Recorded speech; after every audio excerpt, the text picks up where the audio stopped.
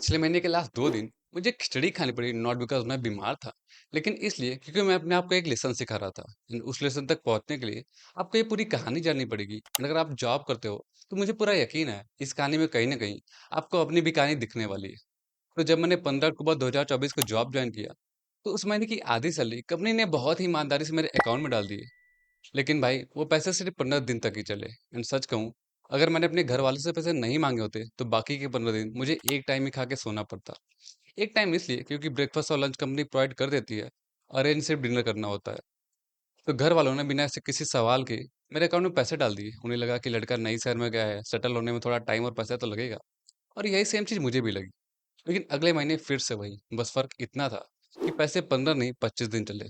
बाकी 5 दिन मैंने जैसे-तैसे निकाले, बोलते हैं ना नमक रोटी खाकर।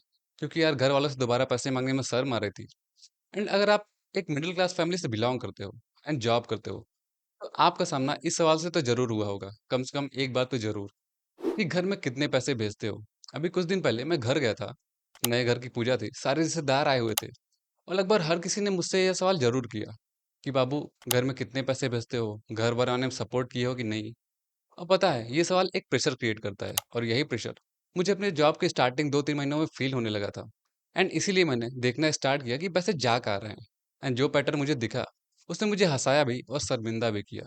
मैंने देखा कि महीने की स्टार्टिंग 10 दिन मैं पनीर प्लस पिज़्ज़ा खा रहा था, 11 से 15 पनीर प्लस बर्गर, 15 से 20 पनीर, 20 से 25 सब्जी और उसके बाद 5 दिन दाल-चावल या खिचड़ी बेस्ड ऑन की सिचुएशन कितना वर्स्ट हो चुका है। और इस तरह मेरी पूरी सैलरी साफ़।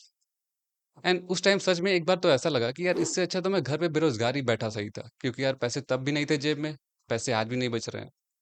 एंड मुझे लगता है ये सिर्फ़ मेरे साथ नहीं हुआ है, आप में से बहुतों के साथ यही हुआ होगा या हो रहा होगा।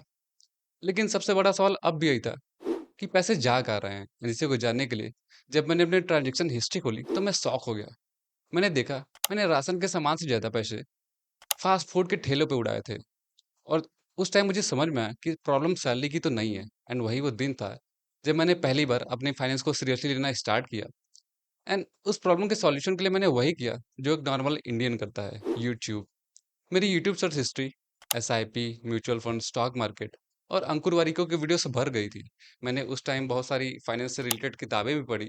उस टाइम मैंने बहुत सारी चीज़ें सीखी और इम्प्लीमेंट भी की। लेकिन अगर एक सबसे सिंपल और बेसिक स्टेप बताना हो तो वो ये है, मैंने अपने पैसों के लिए एक सिस्टम क्रिएट किया। मैंने 3 बैंक अकाउंट यूज़ करना स्टार्ट किया।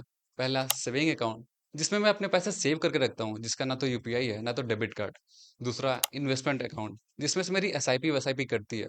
तीसरा सैलरी अकाउंट, जिसमें मेरी सैलरी आती है और बचे हुए पैसों से मैं अपनी मंथली एक्सपेंसेस देखता हूँ। और ऐसा बिल्कुल नहीं है कि अब मैं कुछ खाता-पीता नहीं हूँ।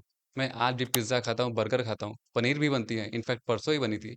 लेकिन एक लिमिट में, ताकि मैं अपनी लाइफ़ एन्जॉय भी कर सकूँ और मुझे सेविंग की तरफ देखना भी ना पड़े। मैंने एक और रूल बनाया कि अगर मंथ के एंड में मेरे पैसे खत्म हो जाते हैं, तो भी मैं अपने सेविंग को टच नहीं करूँगा। मैं खिचड़ी खा लूँगा, लेकिन अपने बनाए इस रूल को तोड़ूँगा नहीं। शायद औरों की नज़र में ये बेवकूफ़ी है, लेकिन ये मेरे लिए एक पनिशमेंट नहीं, एक रिमाइंडर है। रिमाइंडर कि अगर मैं अपने इस रूल को तोड़ता हूँ, तो अगले महीने उसे दोहराऊँ नहीं।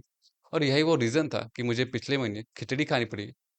मुझे नहीं पता कि ये तरीका सही है या गलत, लेकिन it is working for me. वैसे मैंने इन 1.5 साल में एक और चीज़ सीखी कि अगर पैसा कमाना एक स्किल है, तो उसे मैनेज करना एक लेवल ऊपर की स्किल है। मैं कोई फाइनेंस एक्सपर्ट तो नहीं, मैं एक नॉर्मल सैलरीड पर्सन हूँ, जो हर दिन कुछ नया सीख रहा है। एंड अगर आपको भी इस जर्नी का हिस्सा बनना है, तो subscribe to half grown and full fire. That's my time. Shivam Pandey signing off. Thank you.